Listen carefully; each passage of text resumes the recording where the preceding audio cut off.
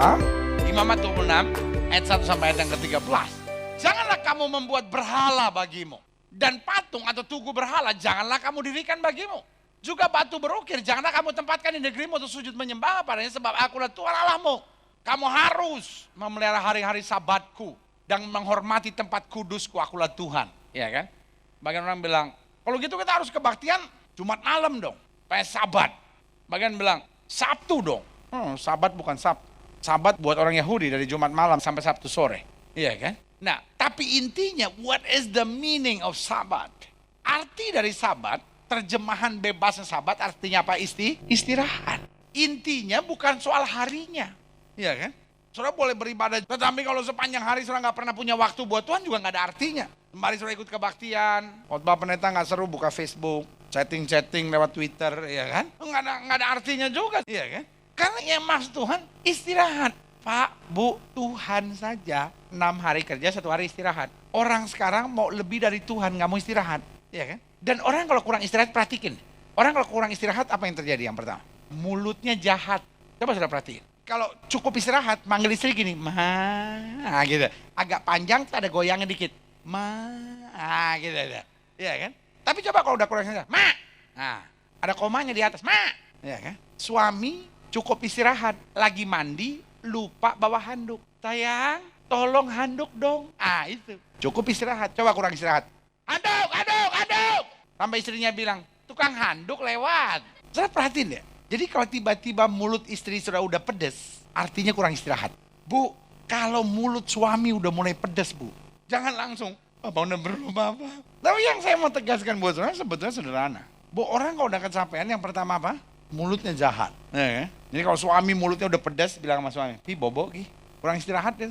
Yang kedua, orang kalau udah kurang istirahat bukan cuma mulutnya tajam, pikirannya juga jelek, betul nggak? Gampang putus asa, gampang kecewa, gampang mikirin hal-hal yang nakutin. Orang kalau cukup istirahat, deket sama Tuhan, ada apa aja?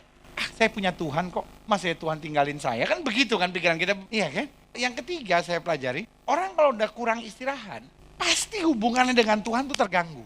Karena kalau udah kurang istirahat, cenderungnya tuh senangnya nonton TV, iya kan? Orang kalau udah kurang istirahat, jarang sekali doa, cari wajah Tuhan gitu. Makanya Alkitab bilang, ingat dan kuduskan hari apa? Sabatku. Dan kamu menghormati tempat kudusku, akulah Tuhan. Jikalau kamu hidup menurut ketetapanku dan tetap berpegang pada perintahku, serta melakukannya, maka aku akan memberi kamu apa? Hujan pada masanya, sehingga tanah itu memberi hasil dan pohon-pohon di ladangmu akan memberi buahnya. Hujan pada apa? Masanya. Zaman sekarang kalau nggak hujan terus-terusan, nggak ada hujan. Banjir kali. Ayat 5. Lamanya musim mengirik bagimu akan sampai kepada musim apa? Bayangin nggak saudara? Musim mengirik sampai kepada musim metik. Dan lamanya musim metik sampai kepada musim apa? Menabur. Kamu akan makan makananmu sampai kenyang. Dan diam di negerimu dengan aman tentram. Dan aku akan memberi damai sejahtera dalam negeri itu.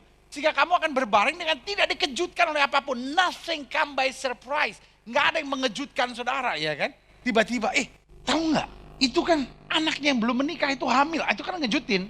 Banyak orang yang terkejut. Laki lu kan punya perempuan lain. Terkejut gitu kan. Tiba-tiba kata dokter, wah ginjal tinggal 25%. Itu kan terkejut. Nah, dunia ini banyak orang terkejut. Usaha yang kita udah bangun baik-baik, kita dimakan sama orang, ya kan? Kita ditipu orang, aduh kok nggak sangka ya.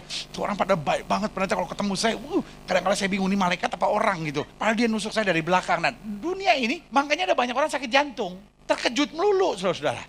Tetapi for the righteous, untuk orang-orang benar, nggak ada yang mengejutkan. Artinya apa? Semua kita dapatkan lebih daripada yang kita pikirkan. Amin. Alkitab bilang, apa yang tidak pernah kamu pikirkan, itu yang Tuhan sediakan, ya kan? Makanya kamu akan berbaring dan tidak dikejutkan. Artinya apa? Tenang banget gitu. Kita percaya banget, aduh, yang saya harapkan ini, tapi Tuhan bisa mengerjakan lebih dari ini. Amin? Iya kan? Aku akan melenyapkan binatang buas dari negeri itu dan pedang tidak akan apa? Melintas di negerimu. Gak akan ada apa itu namanya? Adik sama kakak berkelahi, ribut, cuma soal warisan. Pedang tidak akan melintas di negerimu, tidak ada kekerasan dan kekasaran. Kamu akan mengejar musuhmu dan mereka akan tewas di hadapanmu oleh apa? Pedang, iya kan? Ayat 8. 5 orang dari antara kamu akan mengejar 100. 100 orang dari antaramu akan mengejar apa? Selaksa puluhan ribu. Dan semua musuhmu akan tewas di hadapanmu apa? Ingat ya, Alkitab tidak bilang oleh pedangmu. Betul nggak? Dan semua musuhmu akan tewas di hadapanmu dengan apa? Dengan pedang. Tapi bukan pedangmu kan? Artinya bukan kita yang bunuh musuh, ya kan? Tetapi musuh dipermalukan di depan kita. Makanya kalau orang fitnah saudara jangan keluarin pedang. Kalau orang nyakitin hati saudara nggak perlu samperin. Ya kan? Alkitab tidak pernah bilang bahwa kamu akan apa? Kamu kejar musuhmu, tetapi dia mati karena apa? Pedang, tapi bukan pedang kamu. Artinya bukan kita yang harus menyerang. Iya kan? Ayat 9. Dan aku akan berpaling kepadamu dan akan membuat kamu beranak cucu serta bertambah banyak. Dan aku akan meneguhkan perjanjianku dengan kamu. Kamu masih akan makan hasil lama dari panen yang lampau. Bayangin, yang lampau aja belum habis, berkat baru udah datang. Tuh, janji Tuhan tuh. Bayangin, berkat yang lama saja belum habis. Berkat baru sudah datang. Makanya saya mau saudara ngerti janji Tuhan. Jadi saudara ngerti apa hak saudara gitu. Bukan berarti duit udah habis, nunggu aduh Tuhan kapan ada berkat lagi. Imanin tuh Tuhan, saya imanin Imamat 26 ini ayat 10 terjadi dalam hidup saya. Amin. Imanin dalam nama Yesus. Kalau perlu setiap kali doain tuh dalam nama Yesus, Tuhan hidup saya lurus sama Tuhan, hidup saya benar sama Tuhan. Saya mau imanin Imamat 26 ayat 10 terjadi dalam kehidupan saya. Jadi sambil doa bilang tuh Tuhan saya imanin berkat Imamat 26 ayat 10. Kamu masih akan makan hasil lama dari panen yang lampau. Hasil lama itu akan kamu keluarkan untuk menyimpan apa? Yang baru sampai harus dikeluarin. Kenapa? Berkat yang baru ini begitu banyak, ya kan? Padahal berkat lama belum habis. Sampai sudah bingung sendiri, kasih kemana nih berkat kebanyakan. Haleluya, yeah. Right, ayat 11. Aku akan menempatkan kemah suciku di tengah-tengah kamu. Kamu kaya, kamu diberkati, great. Tapi kemah suci tetap ada. Artinya apa? Kita bukan jadi orang duniawi. Hatiku tidak akan apa? Muak melihat kamu. Hatiku senang lihat kamu diberkati. Senang karena kamu benar tetap. Ada orang udah diberkati, udah belagunya minta ampun. Rumah dari 1 jadi 2, mobil dari 1 jadi 2, bini dari 1 jadi 2. Ya kan?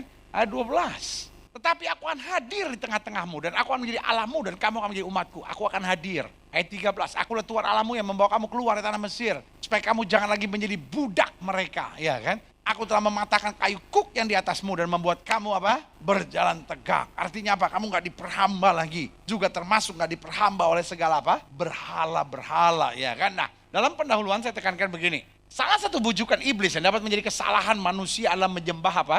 Berhala. Tujuannya apa sih pendeta? Saya catat di sini. Yang pertama tujuannya untuk melarikan diri dari apa? Masalah. Jadi kita ngerti dulu yang disebut berhala itu apa sih?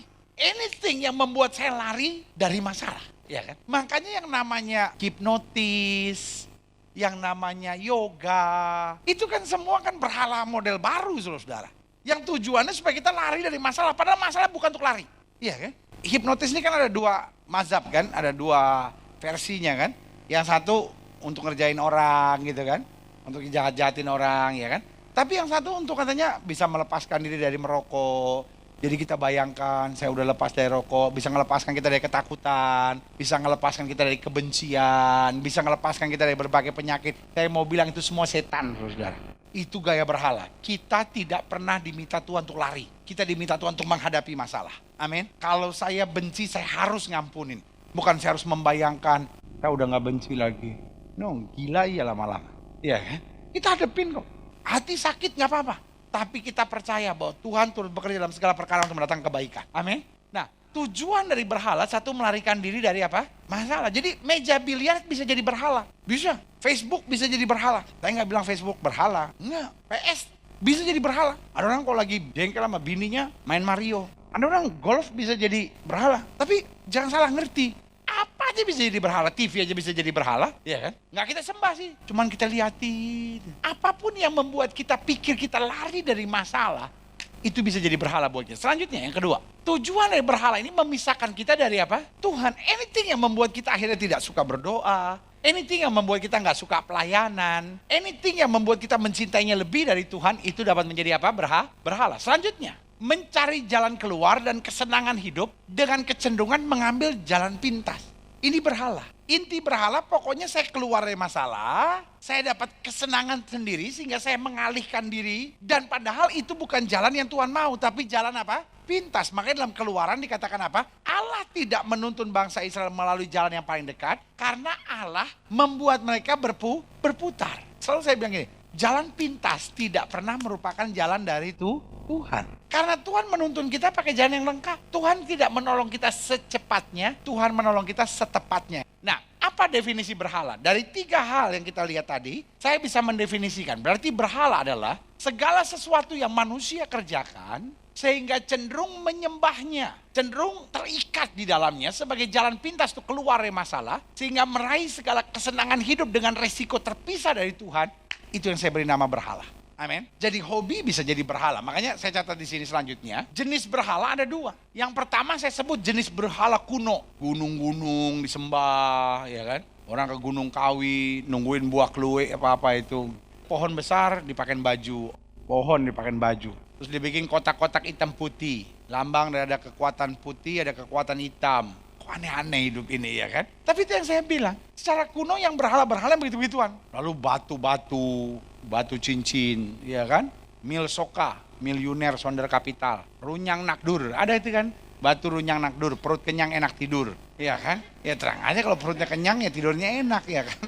Aneh-aneh aja. Dan ada itu, ya mesti di gosok-gosok, ayah. Itu yang saya bilang, ini termasuk berhala-berhala kuno yang ya sekarang masih laku lah. Lalu ilmu-ilmu nenek-nenek moyang seperti tahayul. Dan orang sekarang tuh masih percaya kalau anak gadis nyapu itu harus sampai selesai. Sebab kalau enggak dapat laki yang jerawatan katanya gitu. Sampai sekarang kalau tangannya gatel masih otomatis gitu. Kayaknya gue mau dapat duit nih hari ini. Iya kan? Salah satu ide mau dapat duit, ide mau nempelin orang itu. Iya kan? Aneh-aneh aja. Pokoknya kalau ada apa itu namanya burung gagak bunyi. Ini ada orang mau mati. Tiap hari juga ada orang mati. Kalau sudah tinggal dekat kamar mayat tiap hari ada orang mati buktinya nggak bunyi dia, ya kan? Ntar kupu-kupu masuk, nih ada tamu, dia ada tamu. Ampunilah mereka sebab mereka tidak tahu apa yang mereka perbuat. Aneh-aneh, banyak yang begitu-begitu. Sampai hari ini saya bilang, kok masih ada orang percaya begitu? Aduh, itu yang saya bilang, kita nggak percaya gitu-gituan, ya kan? Lalu hong sui, feng shui, ya kan? Itu bagian berhala-berhala ilmu-ilmu nenek moyang, horoskop. Masih ada orang gereja yang depan kamarnya, Gemini boy. Gila. Cancer girl, Sagittarius, sakit gigi karena tak terurus, ya kan? Memang kalau nggak urus ya sakit gigi dong, ya kan? Taurus, tahu-tahu kurus, ya kan? Ada aja tuh, ya kan? Virgo, pikirannya gosip aja. Aduh, masih ada yang percaya-percaya horoskop gitu masih. Dan kadang-kadang bilang sama saya gini, Pak Pendeta jangan terlalu fanatik lah, saya kan cuma baca-baca aja gitu, ya kan? Nah itu yang saya bilang, iblis mau supaya saya baca-baca. Enggak, saya cuma percaya yang baik-baiknya, awalnya. Baik-baiknya sudah percaya. Tapi lama-lama yang buruk-buruknya pun akan nempel di kepala. Karena ingat, banyak hal yang kita lihat, yang kita baca, meskipun kita nggak mau percaya, dia terekam di alam bawah sadar kita. Di saat-saat tertentu dia keluar, nah itu yang bahaya. Sehingga ketahuannya gini, kita nggak pernah percaya, kita nggak pernah ingat. Tapi pas umur 40 tahun, kita sakit parah, baru kita ingat, iya, waktu itu gue pernah baca di mana gitu. Gue ini memang katanya kalau udah lewat 35, bisa ada resiko sakit parah. Nah, itu yang saya bilang. Akhirnya tanpa kita sadari kita dikutuk, ya kan? Selanjutnya, ilmu-ilmu perdukunan, ilmu-ilmu kuasa kegelapan, ini semua yang saya bilang tadi kayak yoga, apa itu berhala-berhala kuno. Tapi ada berhala modern dan sampai hari ini masih ada yang ikut berhala-berhala begini. Tapi ada berhala modern sekarang, hobi-hobi yang baik kadang-kala bisa jadi berhala. Pergi ke gym berhala bukan? Bukan. Pergi ke gym itu kesehatan. Tapi ada orang yang wah hidupnya cuma di gym aja. Memang dia bisa di gym ada 4 jam. Orang gila dia di situ. Iya kan? Sehat itu bagus. Tapi tanpa sadar sudah udah mulai menyembah diri saudara sendiri. Iya kan? Lalu kalau nanti timbangannya beda 1 ons, dari cuma 1 ons potong rambut aja. Kalau bapak-bapak potong kumis juga langsung 1 ons tuh kumis. Iya kan? Aduh, itu yang saya bilang. Iblis tuh harus bapak ibu sudah tahu, iblis itu sama seperti singa berkeliling mencari orang yang dapat apa? Ditelannya. Saudara mungkin nggak pernah percaya sama yoga, saudara nggak pernah percaya pada kuasa-kuasa kegelapan. Tapi saudara mulai dibelenggu sama itu. Hobi-hobi yang sudah jadi apa? Berhala. Iya kan? Bisnis pun kadang-kadang bisa jadi berhala. Ada orang yang bisnis nggak ada waktu untuk Tuhan sama sekali. Anak aja kadang-kadang ada aja yang jadi berhala. Pokoknya urusannya cuma anak memang harus diurus. Tetapi kan waktu sudah tetap harus ada waktu untuk berdoa, baca Alkitab, ya kan? Lalu berhala modern juga gadget. Ngerti gadget nggak? Gadget tuh segala apa? Benda-benda elektronik, ya kan? Yang kayak apa? Laptop, terus apa? iPhone, iPod, ya kan? Ada orang yang hidupnya cuma gadget minded. Pokoknya, aduh, segala macam. Dan justru nggak pernah punya waktu selama dia udah mulai main-main begini, udah nggak ada waktu lagi untuk Tuhan. Tapi sekali lagi saya bilang, Bukan berarti nggak boleh, teknologi harus. Jangan sekali-sekali jadi orang Kristen yang gaptek gitu, nggak ngerti apa-apa. Ya kan? Harus lebih maju. Tetapi jangan sampai kita jadi berhala itu kan. Karir seseorang, penampilan diri. Ada orang yang cuma gara-gara jerawat satu nggak mau ke gereja. Lu kayak sok penting banget gitu. Emangnya orang merhatiin lu punya jerawat? Iya kan? Hanya karena mungkin ada apa sedikit kayak aduh minder gitu. It's okay. Penampilan kita bukan segala-galanya. Lalu saya bilang, hati kita jauh lebih penting daripada penampilan kita. Amin? Iya kan? Nah, ini yang saya bilang, iblis tuh licik. Dia intinya mau supaya kita nggak fokus sama Tuhan. Lanjutnya, saya catat di sini, orang percaya harus bebas. Bukan berarti saudara nggak boleh punya hobi. Bukan berarti saudara nggak boleh pergi ke gym. Bukan berarti saudara nggak boleh olahraga. Bukan berarti saudara nggak boleh belajar tentang gadget. Boleh, tetapi tetap Tuhan nomor satu di atas segala-galanya. Amin? Right. Nah, saya catat di sini, kenapa orang percaya harus bebas dari segala jenis berhala? Ada dua hal. Yang pertama, karena Allah kita apa? Cemburu. Oh kalau gitu Allah sama seperti istri saya dong pendeta, cemburuan. Bukan, manusia itu cemburu karena apa? Karena insecure. Jadi manusia cemburu itu selalu karena apa? Insecure. Ada dua persoalan kenapa manusia cemburu. Yang pertama, karena memang lakinya genit. Atau karena memang istrinya binal. Wah istri saya pendeta, domba jantan yang jadi kejar. Ada. Saudara mungkin di otak saudara cuma ada pemikiran yang genit itu laki-laki. Saya kan pendeta.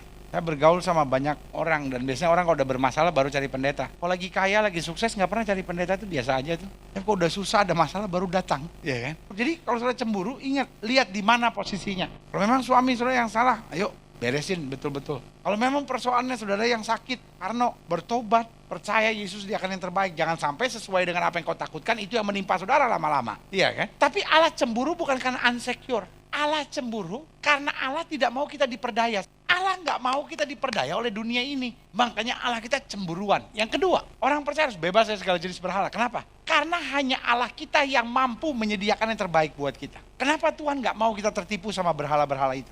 Karena berhala-berhala itu ujungnya memisahkan kita dari kasih Kristus. Makanya Paulus bilang apa? Tidak ada yang bisa pisahkan aku dari kasih Kristus. Ketelanjangan kek, pedang kek, malapetaka, mara bahaya kek, segala apapun tidak ada. Karena sekali kita iring Kristus, Kristus tetap sumber kemenangan kita. Nah, selanjutnya saya catat di sini, apa berkatnya kalau kita bisa bebas dari segala berhala? Ini yang pertama. Jikalau kamu hidup menurut ketetapanku dan tetap berpegang pada perintahku serta melakukannya. Jadi apa? Yang pertama kamu hidup menurut ketetapanku. Yang kedua apa? Setia, yaitu tetap berpegang. Yang ketiga bukan cuma berpegang tapi apa? Melakukannya. Artinya gini, fokus. Ada tantangan tetap fokus dan tetap melakukan. Nah, maka aku akan memberi kamu apa? Hujan pada masanya sehingga tanah itu memberi hasilnya. Dan pohon-pohon di ladangmu akan memberi buahnya. Dan lamanya musim mengirik bagimu akan sampai kepada musim memetik buah anggur.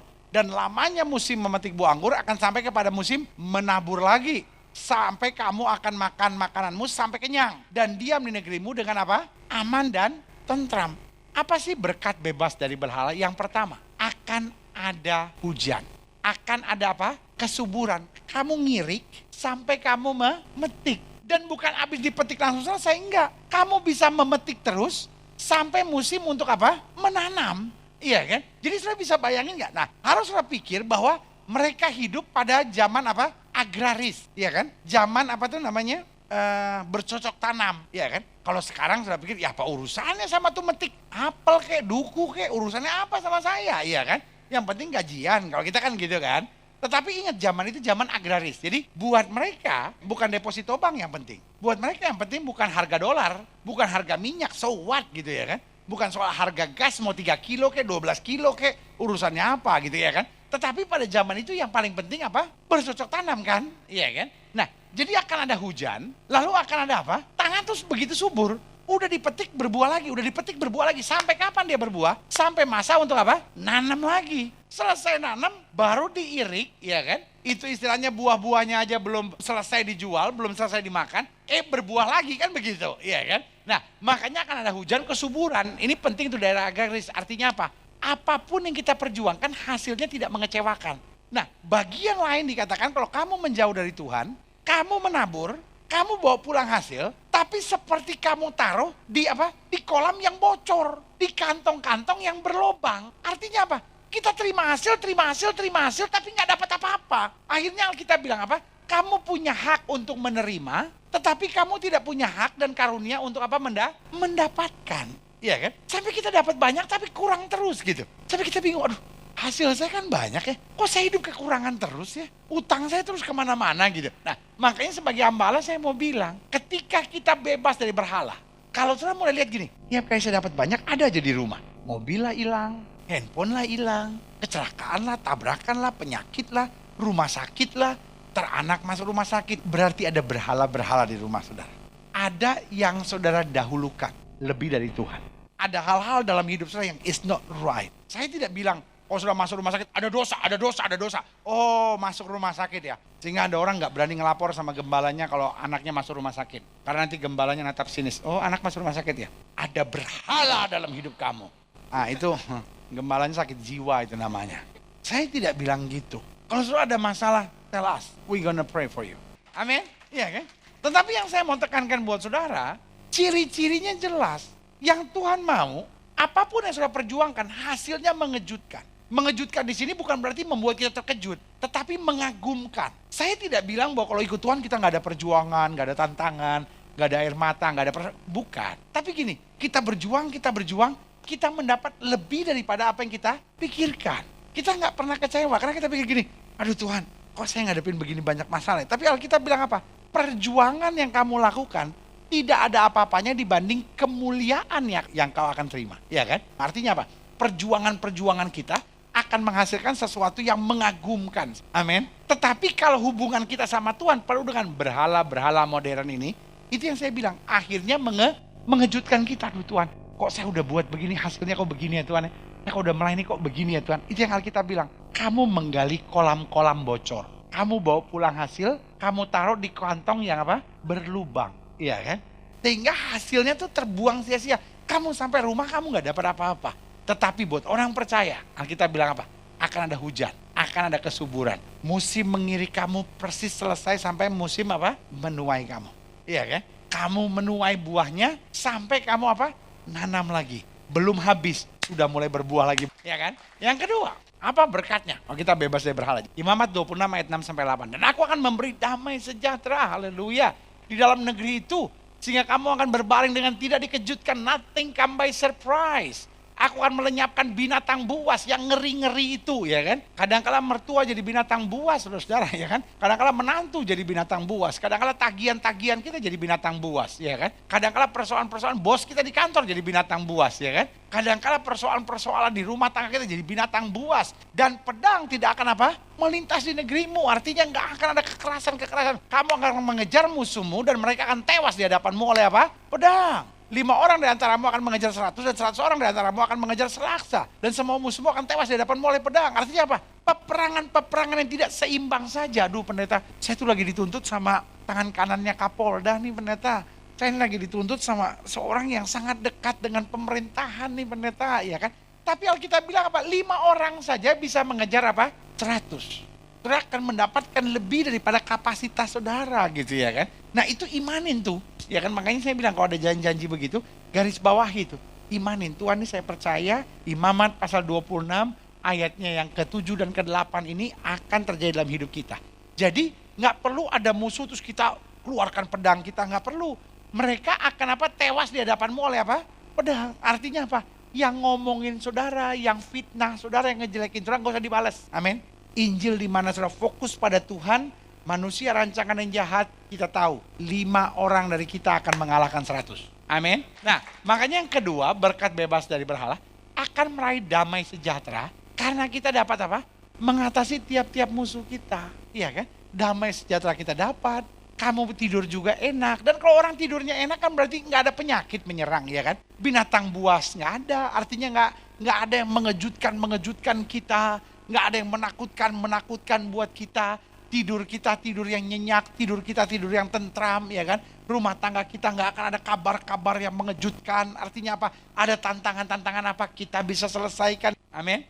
Jadi kalau di dalam hidup kita ada banyak hal-hal yang mengejutkan. Dalam hidup kita ada banyak hal yang menyakitkan. Nah, ini berarti apa? Saya khawatir ada ikatan-ikatan berhala. Yang ketiga, Imamat 26 ayat 9. Dan aku akan berpaling kepadamu dan akan membuat kamu apa?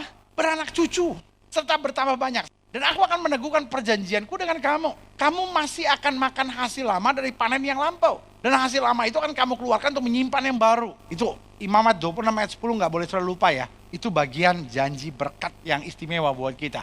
Aku akan menempatkan kemah suciku di tengah-tengahmu. Dan hatiku tidak akan muak melihat kamu. Berarti yang ketiga, berkat bebas dari berhala. Ya kan? Akan ada berkat, akan ada sukacita juga dalam keluarga. Sampai membuat kamu beranak cucu. Ya kan? Artinya apa? Dalam keluarga ada berkat-berkat yang istimewa. Amin. Berkat ini belum selesai.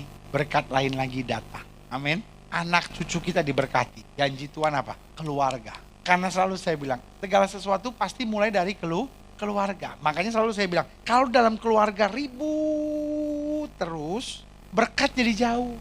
Orang itu kalau berhala-berhala dijauhkan, rumah tangganya penuh damai. Amin. Dan ciri rumah tangga yang penuh damai apa? Yang pertama, apa saja yang ada itu cukup. Yang kedua, kata-kata tidak pernah lebih dari 20 desibel. Mesti ada ukuran tuh di rumah. Masalah besar aja. Ma, ini loh ma maksudku. Aja. Tetapi kalau rumah tangga udah gak ada bahagia, itu saya bilang. Kan suami ketinggalan handuk normal dong. Apa salahnya sayang tolong dong handuk. Kan gampang. Persoalan kecil kan handuk. Suami teriak seperti kayak gempa bumi sumbar mau meledak di mana lagi gitu. Handuk, handuk. Anjing 2 mati, burung perkutut langsung pingsan. Bayangin tuh burung perkutut langsung stroke. Makanya saya bilang, rumah tangga kalau bahagia, perkataannya menjadi perkataan yang sejuk. Yang ketiga, kalau keluarga itu bahagia, berkatnya ada aja. Amin. Makanya selalu saya bilang, dalam keluarga jangan banyak ribut. Kalau suami ribut, istri ngalah. Iya kan? Tenang aja. Istri tukang ribut, suami tukang ngalah. Gitu aja. Maka yang terjadi apa? Apa saja cukup. Perkataan saling memberkati. Dan yang ketiga, berkat selalu ada. Right. Yang keempat, Imamat 26 ayat 12-13. Tetapi aku akan hadir di tengah-tengahmu. Dan dikatakan apa? Dan aku akan menjadi Allahmu dan kamu akan menjadi apa? Umatku. Akulah Tuhan Allahmu yang membawa kamu keluar dari tanah Mesir. Supaya kamu jangan lagi menjadi budak mereka. Sebab aku telah mematahkan kayu kuk yang di atasmu dan membuat kamu apa? Berjalan tegak. Seorang yang berjalan tertunduk yang pertama apa? Malu. Yang kedua berjalan tertunduk kenapa? Karena kita budak. Iya ya. Ketika saudara menghadapi orang yang pangkatnya jauh di atas saudara. Pembantu saudara lewat di depan. Pembantu namanya pembantu ketika lewat juga pasti akan apa? Nunduk. Artinya apa? Saya harus menghormati, saya harus apa? Menghargai. Jalan tegap itu artinya apa? Yang pertama, saya itu prajurit. Iya dong, saya pernah lihat nggak prajurit? Prajurit itu berjalan apa? Tegap. Artinya siap menghadapi tantangan, siap menghadapi pergumulan. Tegap itu berarti apa? Saya tidak malu. Saya tahu saya yang terbaik. Amin. Dan yang ketiga, saya tegap. Kenapa? Karena semua ada di bawah saya. Makanya yang keempat, yang terakhir saya catat di sini, iya kan? Berkat bebas dari berhala akan apa? Kehadiran Tuhan yang mengangkat harga diri dan apa? Martabat. Karena kalau Tuhan ada di dalam kita, Alkitab bilang apa? Yang lemah akan Tuhan pakai untuk mempermalukan yang kuat. Amin. Yang miskin akan Tuhan pakai untuk mempermalukan yang kaya. Yang bodoh akan Tuhan pakai untuk mempermalukan yang apa? Pintar. Artinya apa? Tuhan hadir untuk mengangkat harga diri dan martabat kita. Sehingga kita tidak lagi berjalan tertunduk. Kita berjalan tegak. Apapun yang setan buat, setan merendahkan harga diri saudara. Setan kalau buat apapun, orang berzina, orang berdosa kan dipandang rendah sama orang kan. Tetapi makin hidup kita benar, makin hidup kita lurus. Berkat Tuhan turun. Kita berjalan tegak menjadi saksi kemuliaan buat nama Tuhan.